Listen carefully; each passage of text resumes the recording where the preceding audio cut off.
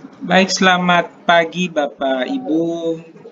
Semoga hari ini kita masih tetap sehat walafiat di hari yang keempat untuk kita mengikuti kegiatan dan semoga kita tetap sehat selalu dan yang paling penting semangat. Baik Bapak Ibu, hari ini kita akan mengikuti materi tentang prinsip pembelajaran dalam kaitannya dengan kerangka kurikulum. Dan kali ini kita akan disajikan oleh Bapak Jeffrey Lai, Sarjana Pendidikan. Namun sebelum kita memulai, mari kita mohon kekuatan dari Tuhan. Kita awali kegiatan kita dengan doa dan kita berdoa sesuai dengan agama dan keyakinan kita masing-masing. Berdoa dimulai.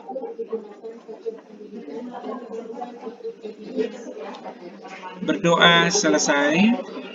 Baik, pada Bapak Jeffrey kami berikan waktu, tapi sesuai dengan kesepakatan kita bahwa penyajiannya akan kita bagi dalam 3 sesi. Yang pertama adalah Bapak Jeffrey menyajikan materi, kemudian ada masukan-masukan daripada peserta. Selanjutnya mungkin kita akan berdiskusi bersama untuk mengambil resume daripada pemikiran-pemikiran ataupun juga masukan-masukan daripada teman-teman peserta.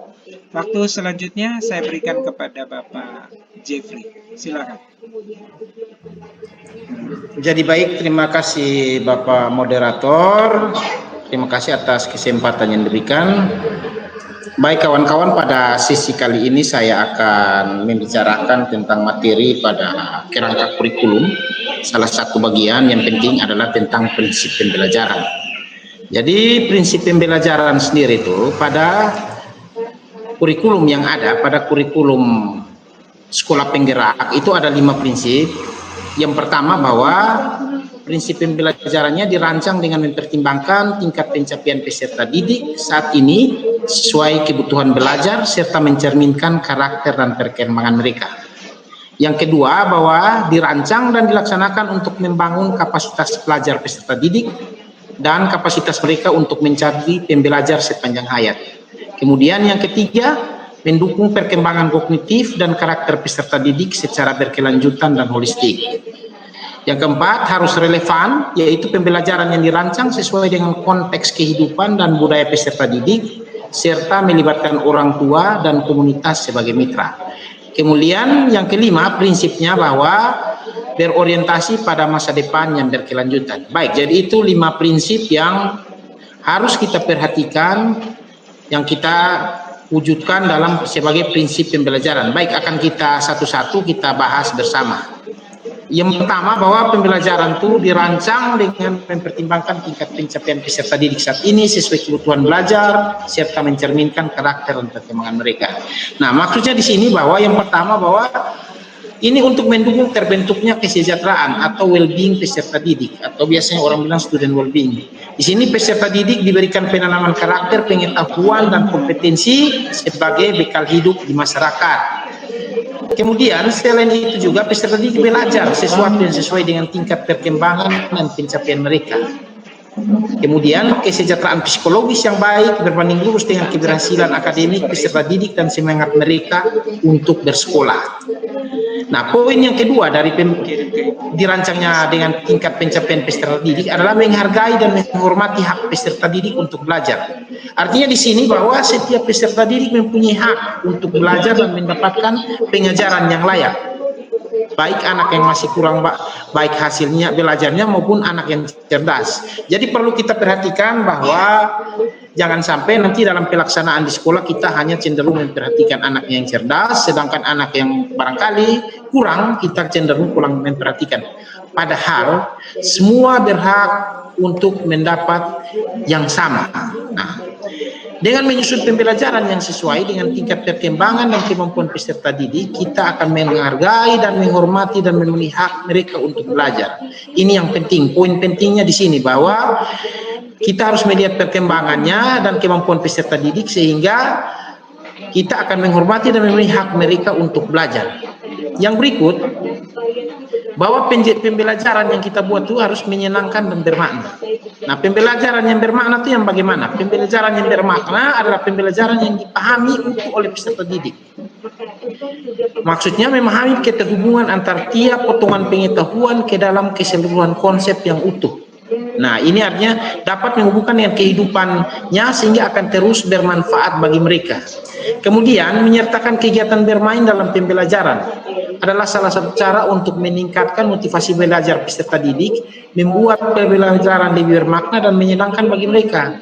Nah, ini yang jarang-jarang kita perhatikan, bahwa kita kadang-kadang monoton tanpa memberikan hal-hal tertentu yang membuat pelajaran itu lebih enak.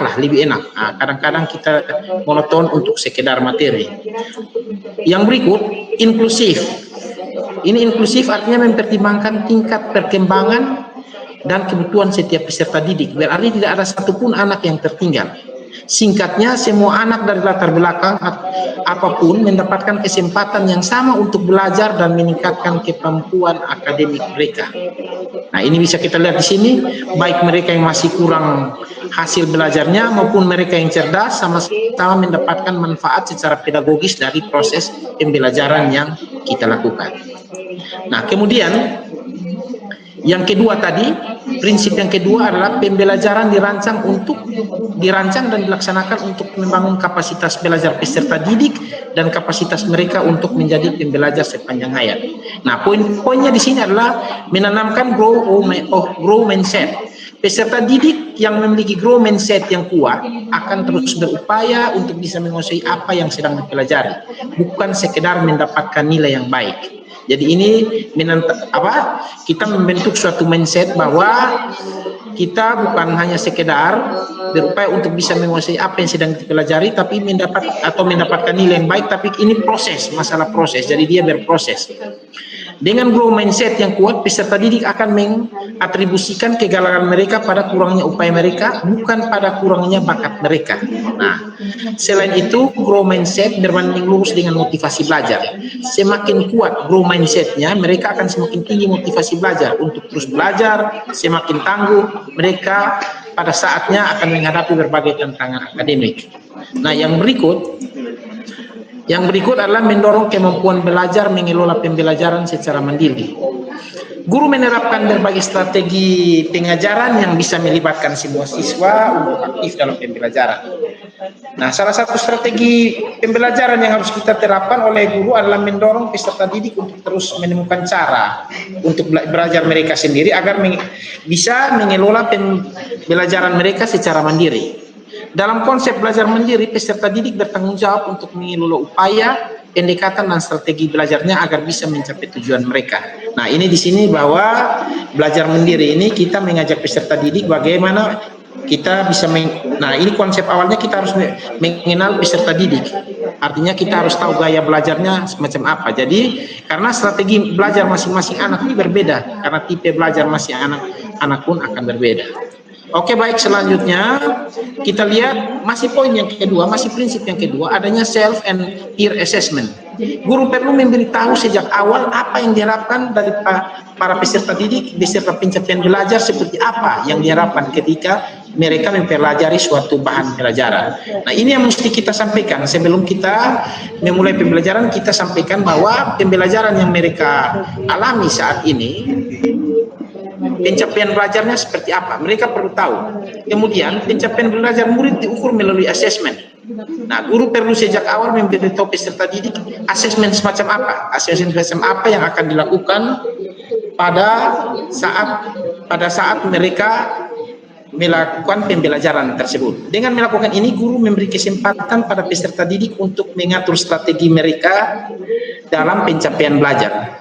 Kemudian, kemampuan mengelola pembelajaran secara mandiri. Ini adalah satu cara membentuk peserta didik menjadi pembelajar sepanjang hayat yang merupakan tujuan utama bagi semua orang maupun peserta didik. Nah, masih pada prinsip yang kedua, tadi kita lihat bahwa ternyata peserta didik juga harus merasakan yang namanya ownership atau kepemilikan terhadap proses belajar dan guru sebagai pendorong atau fasilitator. Peserta didik merasakan manfaat besar ketika guru bertindak sebagai fasilitator. Nah, guru juga menerapkan pembelajaran kooperatif di kelas, di mana peserta didik akan saling bekerja sama. Nah, di sini akan masuknya yang namanya profil pelajar Pancasila poin gotong royong. Tadi kalau sebelumnya kita lihat ada masuk profil pelajar Pancasila, di situ mandiri. Kalau di sini gotong royong. Nah, kemudian guru menekankan bahwa sesama teman bahkan siapa saja bisa menjadi guru bagi kita dan di mana saja ada kelas. Dengan kata lain, peserta didik didorong untuk memandang siapa saja dan dimanapun sebagai seorang yang mampu memberikan pelajaran hidup dan teladan bagi mereka. Ini poin yang sangat penting. Jadi di sini kita lihat bahwa hal-hal yang pernah kita lakukan, misalnya kita lakukan tutor sebaya, sebenarnya sudah pernah kita lakukan macam tutor sebaya dan sejenisnya, itu di mana bahwa terjadi kolaborasi, dan ini pembelajaran kooperatif yang berlaku di sini. Kemudian kita masuk ke prinsip yang ketiga adalah kegiatan belajar yang mendukung perkembangan kognitif dan karakter peserta didik secara berkelanjutan dan holistik.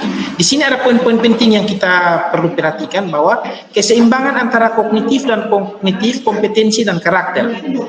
Nah, di sini saya mau katakan bahwa pembelajaran yang baik tidak terus-menerus berfokus pada perkembangan kognitif semata peserta didik. Dengan menjadi fasilitator dan memberikan bimbingan kepada peserta didik, guru juga mengembangkan kemampuan non-kognitif mereka seperti motivasi dan afektif. Kemudian poin yang berikut, menerapkan nilai-nilai yang sesuai dengan untuk mengembangkan karakter dan kompetensi yang terkandung dalam profil pelajar Pancasila. Nah, ini di sini kita lihat bahwa pembelajaran juga mempertimbangkan perkembangan karakter dan kompetensi peserta didik seperti apa yang ada dalam profil pelajar Pancasila. Karakter dan kompetensi tersebut, satu, yang pasti beriman, bertakwa kepada Tuhan Yang Maha Esa, dan berakhlak mulia, kemudian berkebinekaan global, bergotong royong, mandiri, bernalar kritis dan kreatif. Nah, itu karakter-karakter yang harus sesuai dengan profil pelajar Pancasila 6 dimensi yang ada tadi. Nah, kemudian masih dalam prinsip yang ketiga ada sekuens pembelajaran yang logis dan relevan dengan tingkat kesulitan yang sesuai untuk peserta didik. Artinya bahwa pembelajaran beserta kegiatan-kegiatan pembelajaran tidak ada yang terlalu gampang dan tidak ada yang terlalu susah untuk peserta didik, karena memang sekuensinya sudah diatur secara logis dan relevan. Kemudian poin berikut, proses di mana guru memberikan keteladanan, ingar sos untuk lodo, membangun kemauan, ingin madio mengasuh, dan mengembangkan kreativitas siswa atau peserta didik atau tuturi handayani. Di sini guru menjadi teladan bagi peserta didik, dan juga guru membangun kemampuan mereka dan memberikan dukungan kepada mereka agar mereka bisa mengembangkan kreativitasnya. Kemudian yang perlu juga, kita perlu menstimulasi kemampuan berpikir tahap tinggi pada siswa kita. Nah, pada prinsip yang keempat dari prinsip pembelajaran ini adalah pembelajaran yang relevan, yaitu pembelajaran yang dirancang sesuai konteks kehidupan, menghargai budaya peserta didik, serta melibatkan orang tua dan komunitas sebagai mitra. Poin-poin penting yang ada pada prinsip ini adalah bahwa pembelajaran harus berpusat pada anak, di mana kehidupan dan latar belakang keluarga peserta didik menjadi pertimbangan guru dalam merancang pembelajaran dan asesmen.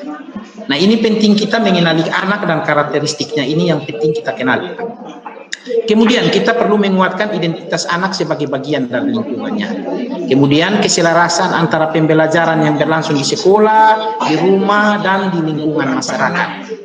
Mengembangkan kemampuan untuk hidup bermasyarakat, jadi bukan sekedar ilmu-ilmu saja yang dapat, tapi skill-skill atau keterampilan tertentu perlu kita tambahkan pada anak, sehingga bisa mengembangkan kemampuan mereka untuk punya life skill, ya, kecakapan hidup saat mereka hidup dalam masyarakat. Kemudian kita harus peka, menghargai dan responsif terhadap perbedaan setiap individu, peserta didik, dan latar belakang sosial ekonomi dan budaya mereka.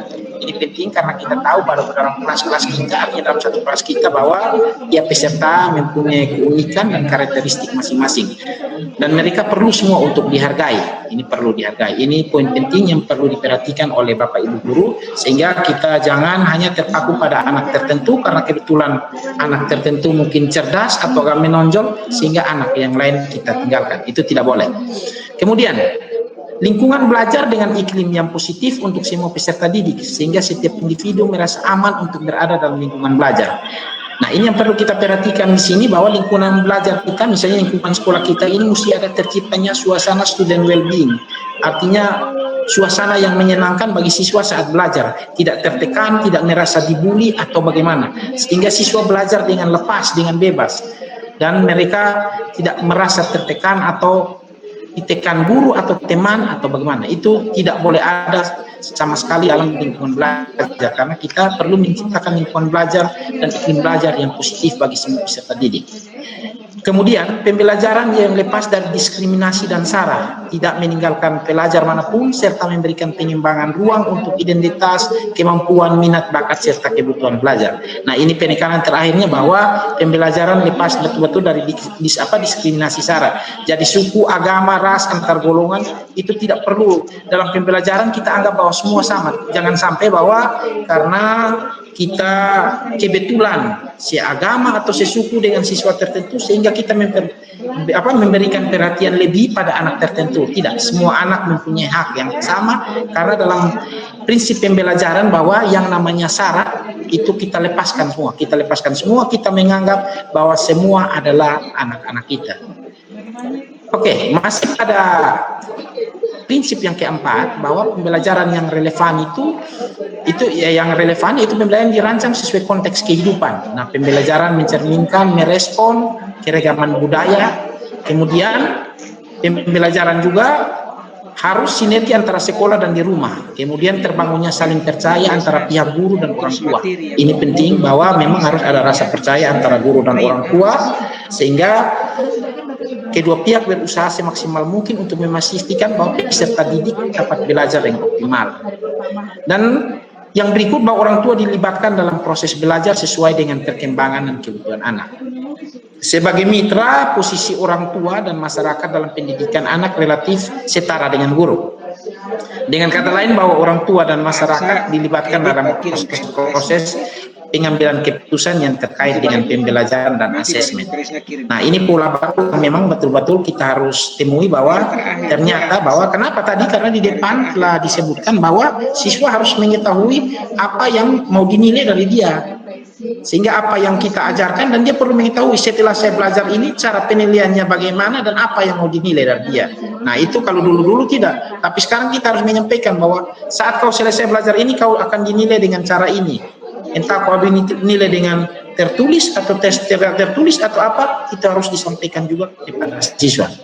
Yang kemudian berikutnya, bahwa pihak sekolah bersedia untuk membantu orang tua yang membutuhkan dukungan dalam mendampingi anak belajar. Nah, ini penting, artinya kita mesti menyediakan waktu ekstra untuk membantu orang tua dalam mengatasi kesulitan-kesulitan belajar anak di rumah. Nah, yang berikut prinsip yang kelima, ini bisa kita lihat di sini. Prinsip yang kelima ini prinsip pembelajaran berorientasi pada. Oke, saya lihat dulu. Nah, ini terlepas. Prinsip yang kelima tadi, bahwa pembelajaran itu berorientasi pada apa yang kita sebut sebagai masa depan yang berkelanjutan. Nah, di sini akan kita lihat beberapa poin, bahwa yang poin terakhir dari prinsip pembelajaran ini, bahwa pembelajaran berorientasi pada masa depan yang berkelanjutan itu maksudnya seperti apa. Nah, ini di sini ada poin-poin yang menyatakan bahwa pembelajaran yang mendorong peserta didik untuk dapat mengeksplorasi isu dan kebutuhan masa depan mereka dan dunia yang bisa mereka alami di masa depan. Maksudnya kebutuhan dirinya, lingkungan, dan dunia yang lebih baik.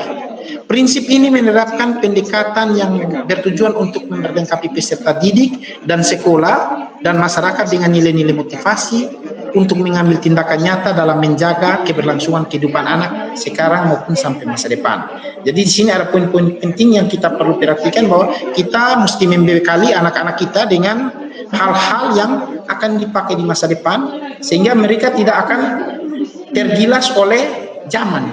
Mereka tidak akan tergilas oleh zaman, tapi mereka bisa menghadapi masa depan dengan bekal pengetahuan yang telah didapat.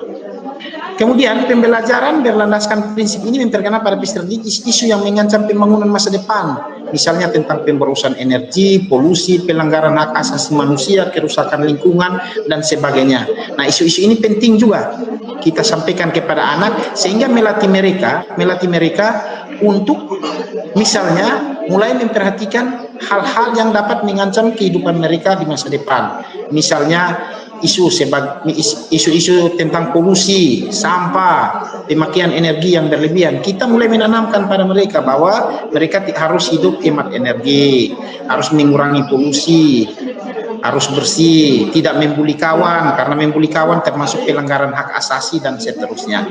Nah, hal-hal ini yang perlu kita tanamkan agar ke depan bisa dibawa sebagai bekal. Kemudian poin yang berikut, membangun wawasan tentang pembangunan berkelanjutan, di mana peserta didik akan peka pada masalah-masalah global dan belajar untuk membudayakan gaya hidup berkelanjutan. Nah, ini juga penting bahwa mereka tidak hidup sendiri dan mereka hidup untuk masa depan. Kita perlu bekali mereka untuk hal-hal atau hal-hal lain yang mungkin terjadi di masa depan, yang mungkin belum terjadi dan mereka rasakan saat ini, tapi mereka sudah punya bekal untuk menghadapi tantangan di masa depan. Kemudian pula bahwa ada lagi kita poin-poin, kita harus pemanfaatan teknologi informatika komunikasi untuk meningkatkan kualitas pembelajaran dan asesmen. Nah, ini juga bagian dari pembiasaan kepada siswa-siswa kita, artinya sekarang kita mulai membiasakan mereka untuk menggunakan teknologi informatika dan komunikasi dalam pembelajaran. Ini bukan sekedar untuk meningkatkan kualitas pembelajaran, tapi kita mulai mempersiapkan anak-anak kita untuk berkenalan dengan teknologi, sehingga mereka memang benar-benar mengerti teknologi dan bisa bersaing di masa depan.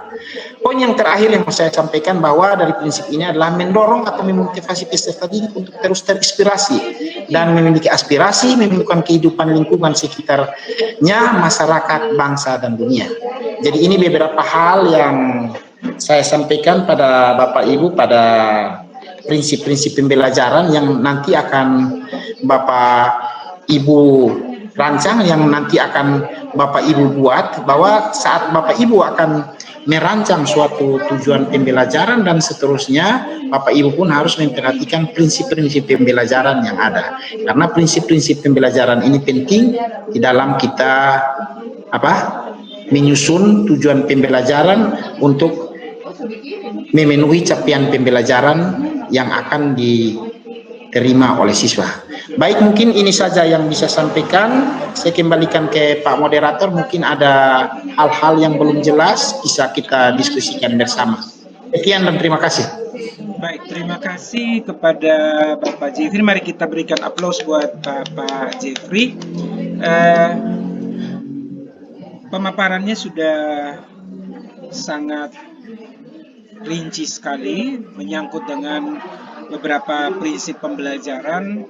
Tetapi mungkin yang menjadi catatan yang bisa saya ambil adalah prinsip-prinsip pembelajaran ini kita tidak bisa mengesampingkan ketika menyusun modul ajar ataupun juga bahan yang akan kita sampaikan ke siswa, sehingga perlakuan-perlakuan kita kepada masing-masing siswa tidak ada diskriminasi apapun, sekaligus juga kita memberikan kesempatan kepada orang tua, dalam hal ini komite, kemudian personal orang tua secara pribadi dengan siswa, tetap membangun satu komitmen bersama dalam rangka untuk membangun dunia pendidikan di satuan pendidikan yang akan kita asuh. Baik Bapak Ibu, rekan-rekan peserta sekalian, mungkin ada di antara kita yang ingin memberikan masukan atau tanggapan-tanggapan kaitannya dengan apa yang telah disampaikan oleh Pak Jeffrey tadi dalam hal prinsip-prinsip pembelajaran. Waktu saya berikan, mengingat waktu, maka pertanyaan tidak bersifat menggurui tetapi to the point pada maksud dan tujuan yang akan kita jadikan sebagai objek pertanyaan kita. Makasih. Silakan. Cukup, Bapak.